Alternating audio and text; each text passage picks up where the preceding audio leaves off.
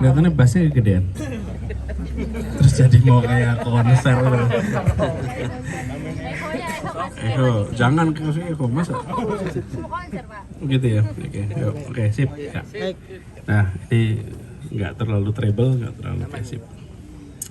Dan saya ingin garis bawahi, pemilik kekuasaan di Republik ini adalah rakyat. Jadi ini tidak sedang. Jadi teman-teman sekalian, sore hari ini saya mendapat kehormatan bisa menyambut tamu para entrepreneur dari berbagai wilayah. Ada yang dari Jawa Barat, Jawa Tengah, Jogja, Jawa Timur, Sumatera, Sulawesi. Yang tadi kami berdialog, berdiskusi, kami mendengar apa yang menjadi aspirasi. Mereka-mereka ini adalah pengusaha-pengusaha yang sukses di bidangnya. Banyak dari mereka yang sudah omsetnya sangat besar, walaupun pribadinya mungkin tidak dikenal, tapi produk-produknya dikenal di masyarakat. Ini adalah contoh pengusaha-pengusaha yang tumbuh dengan inovasi, dengan kreasi, dan kemauan kerja keras, serta kemampuan untuk memanfaatkan teknologi, memanfaatkan peluang-peluang yang ada untuk usahanya tumbuh berkembang. Saya terima kasih karena mereka sudah menjadi penyedia lapangan pekerjaan di wilayahnya masing-masing. Bahkan ada yang tadi bercontoh dari Sumedang di tempat yang sangat jauh dari kota secara jarak, tetapi usahanya masif di sana dan dirasakan produk-produknya di luar, termasuk kita di Jakarta. Nah, jadi tadi banyak kita berdialog, berdiskusi. Saya sampaikan terima kasih dan kita berharap nantinya ke depan perhatian dan kebijakan yang memungkinkan sektor mikro, kecil, menengah tumbuh berkembang harus lebih banyak lagi. Prinsip yang kami pegang sederhana, membesarkan yang kecil tanpa mengecilkan yang besar. Itu prinsipnya di dalam menyusun kebijakan. Jadi kami berterima kasih mereka sudah hadir sama-sama dan saya ingin mengundang sekarang Iving untuk ceritakan sedikit, Mas Ibu juga.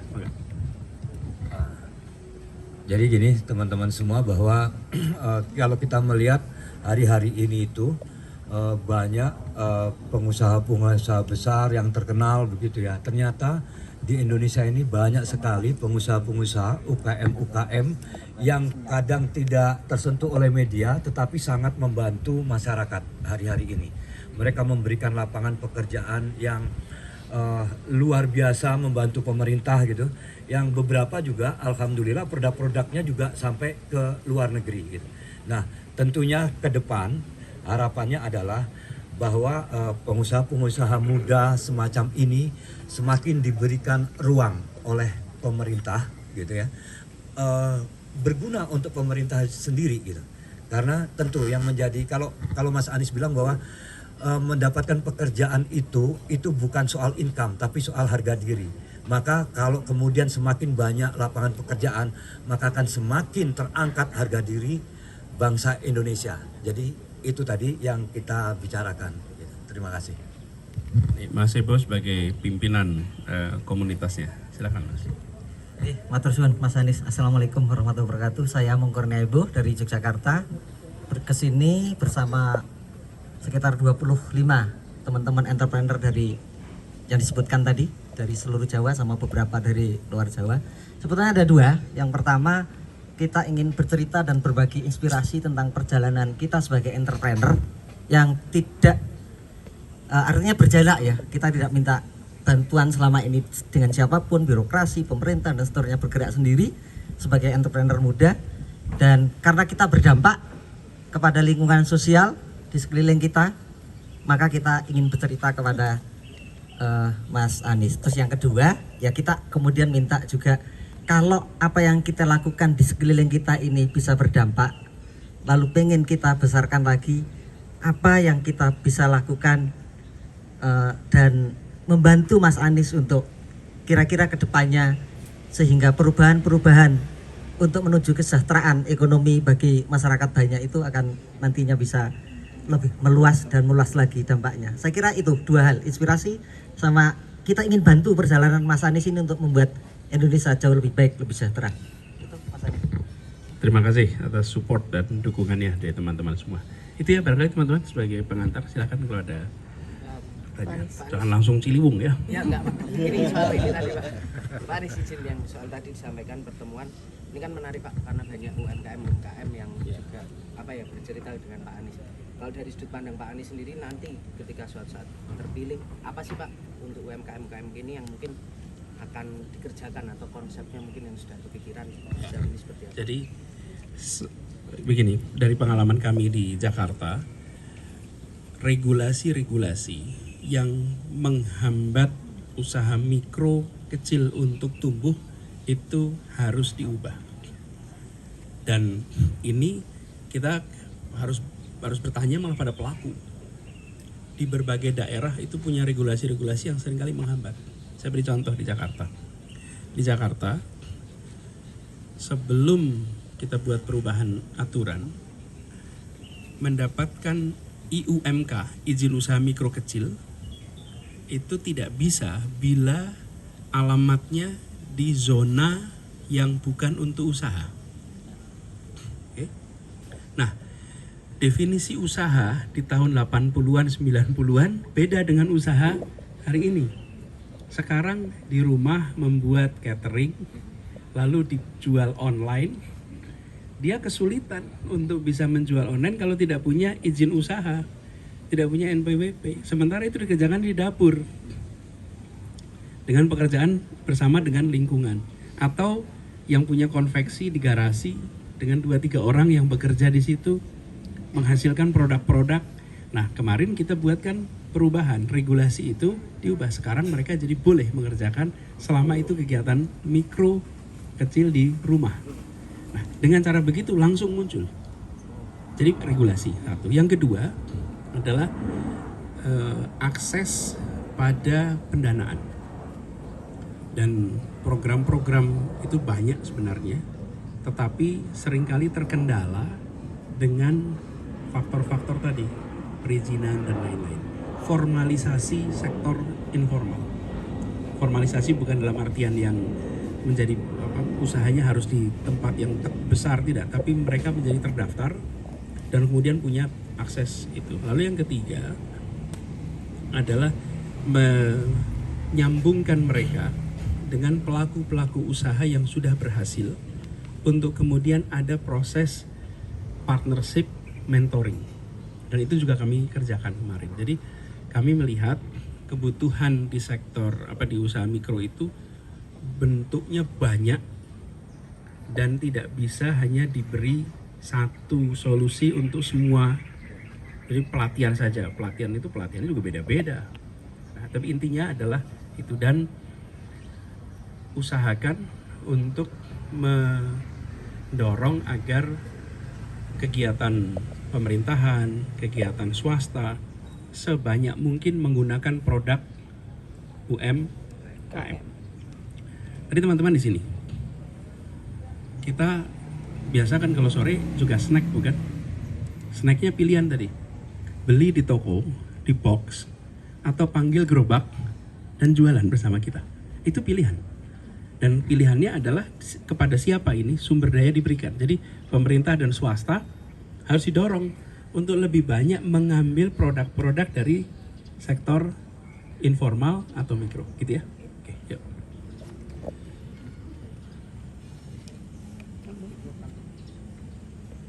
Anteng betul.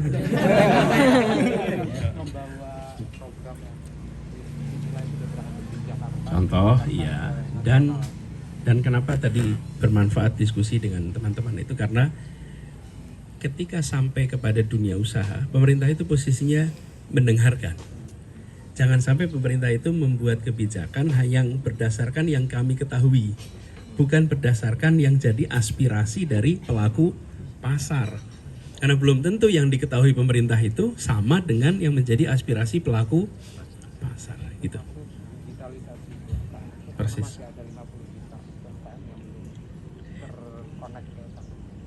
Betul. Digital inclusion itu salah satu hal yang paling penting sehingga mereka bisa menjangkau pasar yang lebih luas lagi.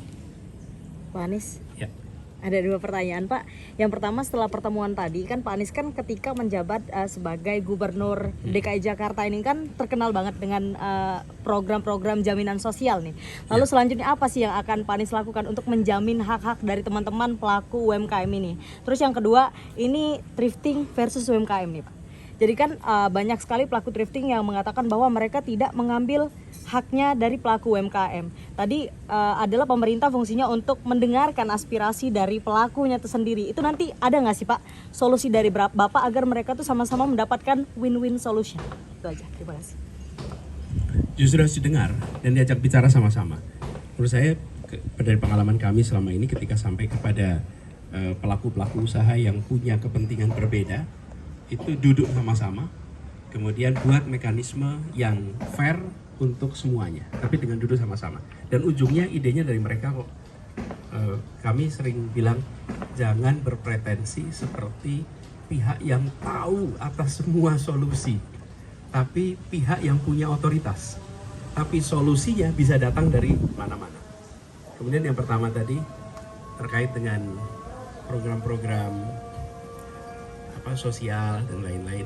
Kami melihat terkait dengan UMKM itu banyak dari mereka yang memerlukan perlindungan terkait dengan asuransi, terkait dengan tadi misalnya contoh, mereka ada yang punya usaha itu perikanan yang kalau melaut itu bisa seminggu, 2 minggu dengan risiko yang cukup tinggi.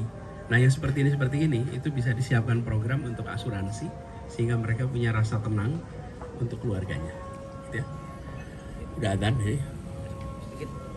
Save by the bell.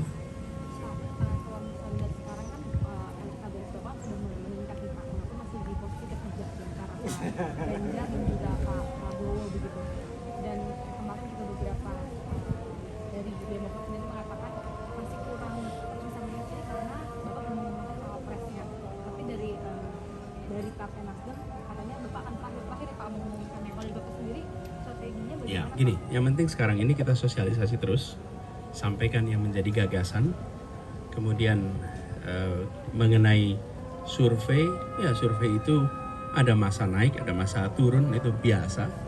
Nanti toh keputusannya survei yang paling akurat itu sensus tanggal 14 Februari. Itu paling akurat tuh. Jadi trennya aja yang penting sana. Kami melihat itu sebagai sesuatu yang baik untuk feedback bagi kita setiap kali ada survei itu. Lalu kita mengalir aja, termasuk urusan penentuan wakil nanti pada waktu yang tepat ya diumumkan.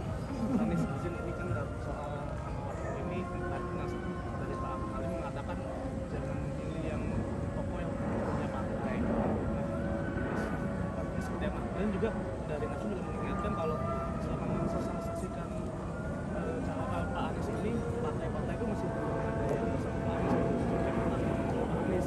Jadi ada komunikasi ini seperti apa? Karena juga dari Nasdem juga mendorong supaya tim pemenangan ini segera terbentuk. Kami tidak mau terlalu banyak berbicara tentang itu. Kita justru ingin bicara tentang bagaimana Indonesia besok bisa lebih adil, kesempatan kerja yang lebih banyak, harga makanan, minuman yang harus dibeli oleh warga itu menjadi lebih murah. Itu lebih penting menurut saya. Karena ini soal waktu saja kok. Dan percakapan tentang inilah yang sesungguhnya dibutuhkan oleh keluarga-keluarga. Keluarga-keluarga ini ingin agar hasil pemilihan, siapapun namanya, apapun partainya, ingin hidupnya lebih baik, pekerjaan lebih banyak, harga lebih murah, kesehatan lebih menjamin, dan itu yang menjadi fokus kita. Ya begitu diumumkan kalau saya nanti. Ya Pak Anies, karena sebelum kemarin berangkat haji kata tim 8 salah satu PR-nya adalah soal tim pemenangan Pak. Itu kira sehingga masyarakat itu tidak terombang-ambing. Kenapa? Ya masyarakat melihat berita, nanti hari ini ada kabar, besok berubah, jangan. Pastikan dulu semua beres, baru sampaikan. Ini namanya meraba-raba. Tanyakan Bapak, saya kerja Mas. Oke, sendiri sebenarnya ada kemungkinan untuk di bulan ini nggak sih Mas? Udah cukup sampai situ, udah itu apa lagi? Apa lagi? Lain. Ciliwung Mas, ini kemarin Pak Jokowi agak kritik Mas Anies, katanya terhambat ketika Pak Anies itu soal pembebasan lahan ini terhambat di Repan.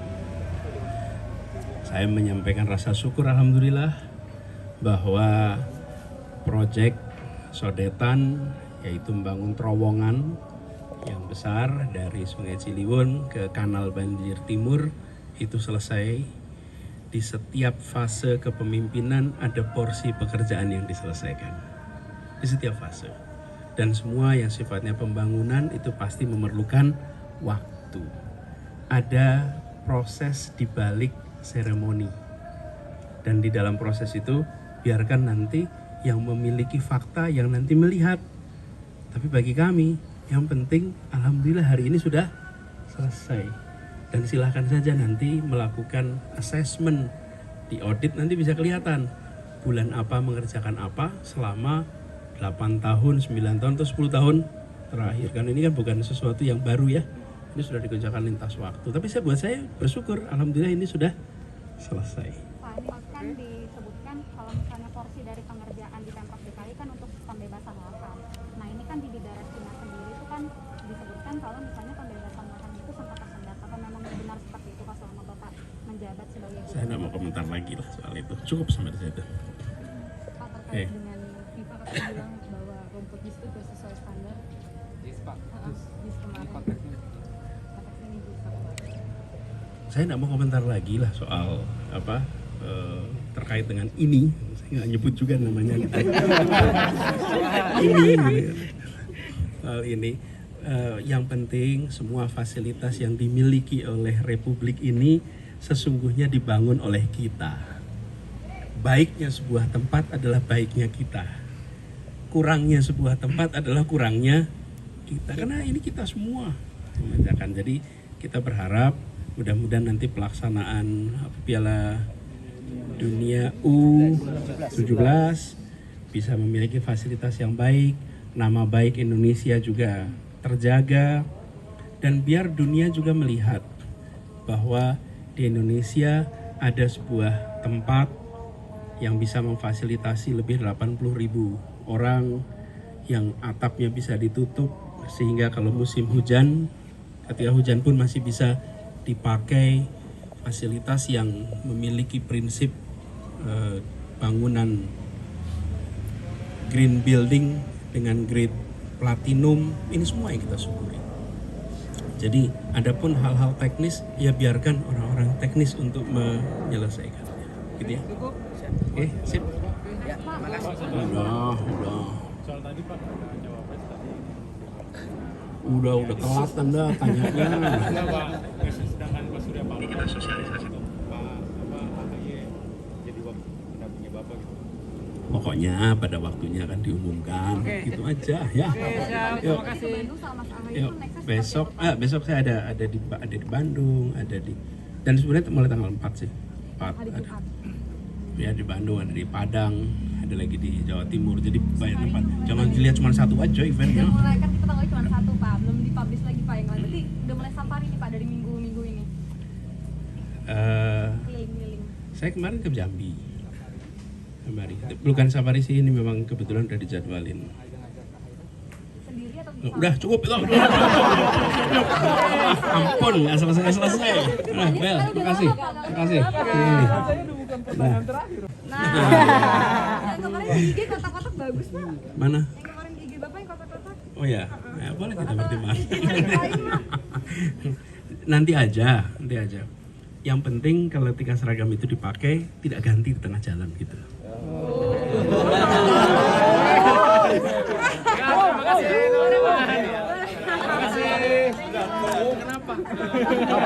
Kita respon kita ada. Kaget Pak. Kok Anda kaget?